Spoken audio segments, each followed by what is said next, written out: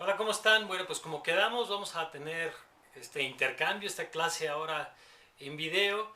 Y el tema del que vamos a platicar, como lo hemos venido analizando y comentando en clase, es el de para qué sirven las conferencias de prensa. La clase anterior ya nos quedamos con el tema de los boletines, de este boletín de invitación y del boletín que se entrega en un evento como para que los medios tengan elementos para hacer la nota que nosotros queremos. Pero ¿qué pasa con las ruedas de prensa? Bueno, la primera pregunta que hay que hacerse, como lo hacemos con cualquier otra herramienta de comunicación, es ¿para qué sirve? ¿Cuál es la utilidad? Y lo que tendríamos que decir es que la conferencia sirve cuando tú tienes un mensaje importante, de un alto valor informativo, que quieres entregar de manera simultánea a diversos medios de comunicación. Es importante estos dos elementos que estoy mencionando. El primero, el que sea relevante, porque como sabemos, el valor de determinada información está en función de cuántos medios lo tienen. Si es algo que todo el mundo maneja, bueno, pues el valor de la información disminuye. En una rueda de prensa lo que tú estás entregando es algo que no genera ningún valor agregado para ningún medio, en el entendido de que todos tienen acceso a las mismas declaraciones, a los mismos especialistas y a las mismas respuestas de todos los que participan en la rueda de prensa. De tal forma que su valor en términos informativos suele ser bajo, salvo que lo que tengas que decir realmente le interesa a todos los medios cubrirlo. Tiene otra desventaja, es un elemento de un alto costo.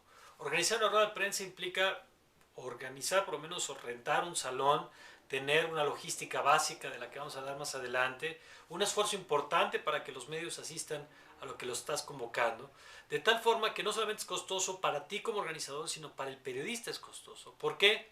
Porque tiene que trasladarse, porque estar en ese lugar, como platicamos el otro día, este concepto del costo de oportunidad implica dejar de estar en otro lugar y por lo tanto dejar de cubrir otras actividades. Así que hay que evaluar muy bien cuándo se organiza una rueda de prensa. Pero hay un elemento adicional. La rueda de prensa no solamente sirve para difundir un mensaje simultáneamente a muchas fuentes, sino a muchos medios en este caso, sino para resolver las dudas que puedan tener.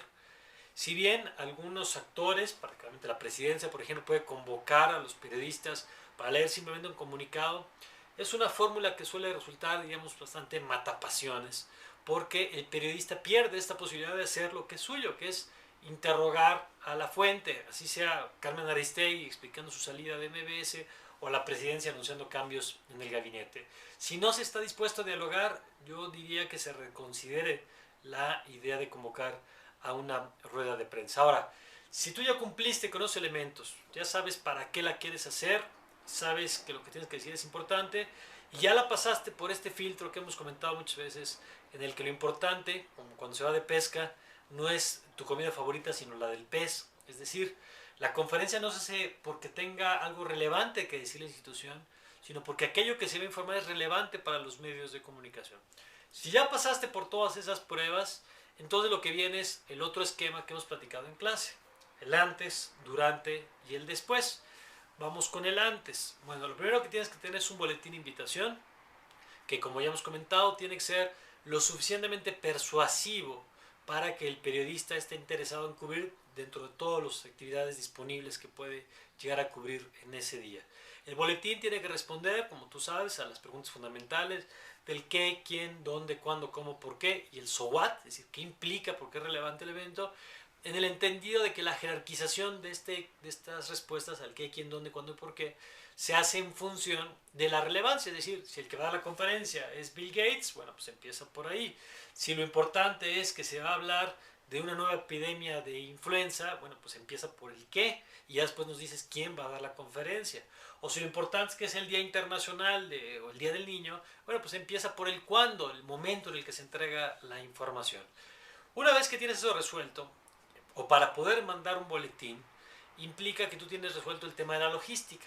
¿Qué significa eso? Conseguir un lugar, que el lugar tenga las sillas adecuadas, la iluminación, los contactos, que tengas por lo menos café, refrescos o lo básico, digamos, que puedas atender a la gente bajo una premisa fundamental. Es un evento organizado para los periodistas, por lo tanto tienes que atender sus necesidades y eso implica desde el lugar en el que estás organizando que sea accesible para la prensa. De pronto hay instituciones, fundaciones, organizaciones no gubernamentales que llevan a los periodistas a la salida a Toluca porque resulta que ahí es donde están sus instalaciones o a la salida a Cuernavaca. Bueno, a lo mejor para la institución que convoca es lo más cómodo, es lo más económico, pero para el periodista tienes que tomar en cuenta que le estás encareciendo la decisión de ir a cubrirte, porque eso implica que no se va a poder trasladar fácilmente a alguna otra actividad. Así que la logística tiene que tomar en cuenta todas las facilidades que pueden requerir los medios de comunicación. Si puedes tener además dos computadoras conectadas a internet para que desde ahí puedan mandar los adelantos, si tienes red inalámbrica para que desde ahí puedan mandar, bueno, todo lo que facilite el trabajo de los periodistas va a contribuir a la cobertura de tu evento. En sentido contrario es lo mismo, es decir, si tú tienes pocos lugares, si es un lugar donde hay poca ventilación y se están viviendo los calores de estos días, si tienes mal iluminado, si tienes tu sistema de audio es malo y no tienes de dónde se puedan colocar las grabadoras de los reporteros, bueno, pues todo eso va en demérito de la cobertura que puedes tener. Es importante en términos de la preparación hacer un ensayo, tanto del mensaje que vas a dar, que es un mensaje que no debe ser superior a los 10, 15 minutos, porque como ustedes saben, mientras más hablas, más le estás dejando al reportero la posibilidad de elegir qué es lo relevante. Si tú ya previamente construiste el mensaje que quieres entregar en esa rueda de prensa, bueno, pues tienes que decirlo en los minutos que tienes y lo más recomendable es que sea un orador, dos oradores no más. Mientras más oradores, más disperso se vuelve el mensaje y menos posibilidades tienes de que la nota que salga publicada al día siguiente o la nota que vas a los portales a la media hora que termina tu conferencia sea la que tú quieres. ¿Se puede tener especialistas que acompañen al orador principal? Sí, si lo que está haciendo es algo muy técnico. Pensemos en estas conferencias de prensa cuando cayó el avión en que viajaba Juan Camilo Muriño. Bueno, tú eres el funcionario, a lo mejor el secretario de Comunicaciones y Transportes, pero puedes tener al especialista de la Dirección de Aeronáutica que pueda tener algunas preguntas particulares. Salvo que sean cosas así, lo mejor es tener un solo orador. Necesitas también un moderador, que es importante porque es el que va a establecer las reglas del juego, que eso lo vamos a comentar un poco más adelante. Pero por lo pronto tienes que tener todo lo que facilite el trabajo de los periodistas, más una buena mampara que sirva para que la imagen que retraten los fotógrafos, los camarógrafos, sea la que tú quieres. Eso es el tema de antes. Vamos al durante. En el durante tienes que tener de entrada un buen registro. ¿Por qué? Porque como hemos comentado en otras ocasiones, es fundamental tener una buena base de datos, que es a partir de la cual vas a mandar tu boletín de invitación, y esa se puede enriquecer en buena medida a partir de los registros que tengas cada vez que tengas un intercambio con la prensa. Tienes tu registro, inicia lo más puntual, porque hay que tomar en cuenta que estás trabajando con el tiempo de los reporteros, que la gente sepa qué esperar de ti, que si eres puntual, siempre seas puntual para que los periodistas sepan que no pueden llegar media hora después, como ocurre con otras fuentes que ya saben que de entrada son impuntuales. Una vez que tienes, que empiezas tu evento, es importante tener un moderador, porque lo que hace el moderador es definir las reglas del juego. Va a decir de qué se trata, quién va a hablar, va a presentar a quién va a hablar con los cargos adecuados para que los reporteros tengan la información y después va a dar la palabra a los periodistas definiendo previamente cuáles son las reglas del juego, cuánto tiempo, cuántas preguntas, cuál es la dinámica de la pregunta, para que todos sepan de qué se trata el asunto y finalmente le toca al moderador también terminar cuando se realice la conferencia. Lo más recomendable durante es un mensaje corto y después la sesión de preguntas y respuestas, lo suficiente como para que el periodista sienta que valió, sepa y quede claro que valió la pena asistir, porque si se convierte en un monólogo, como ya advertíamos antes, pues mejor le hubieras mandado al boletín y te hubieras ahorrado todo el gasto y toda la logística y todo lo que implicó para el reportero estar ahí.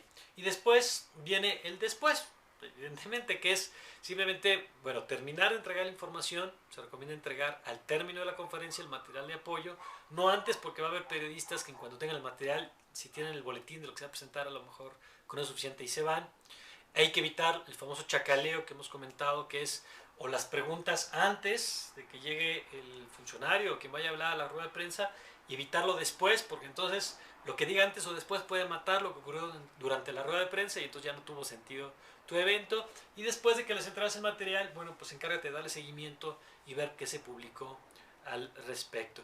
Diríamos que son las reglas fundamentales de la rueda de prensa y bueno, pues ya tenemos dos herramientas. Ya hablamos la vez pasada del boletín, ahora la rueda de prensa. Ya platicaremos en la próxima clase de otras herramientas como estas entrevistas uno a uno, aunque sean en serie, o las entrevistas exclusivas para cada medio de comunicación.